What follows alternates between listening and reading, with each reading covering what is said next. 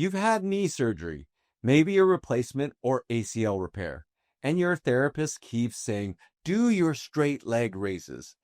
But it's really hard, right? Why is it so important? And what does it actually do for your recovery? Hi, I'm Dr. Justin Lin, sports physical therapist here at Rehab and Revive. Let's get to these answers shortly.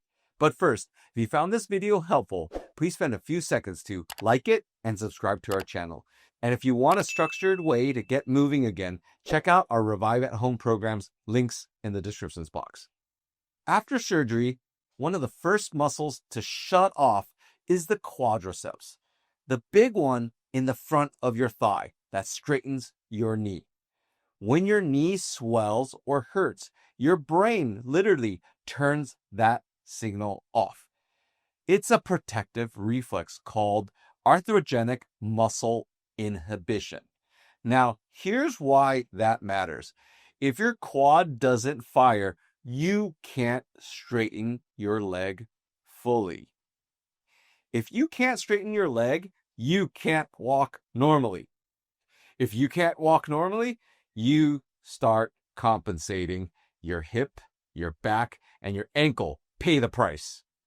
In knee replacement patients, early straight leg raise strength actually predicts how fast you'll walk again.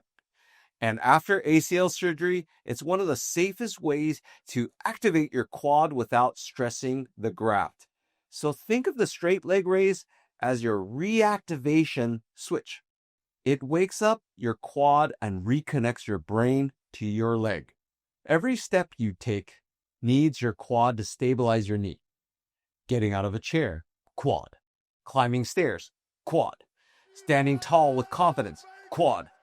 If you can't lift your leg straight off the bed, that means your quad isn't back online yet, and your knee won't trust you when you stand or move. 1. Anchor yourself. Bend your opposite knee and dig that foot into the floor. It braces your core.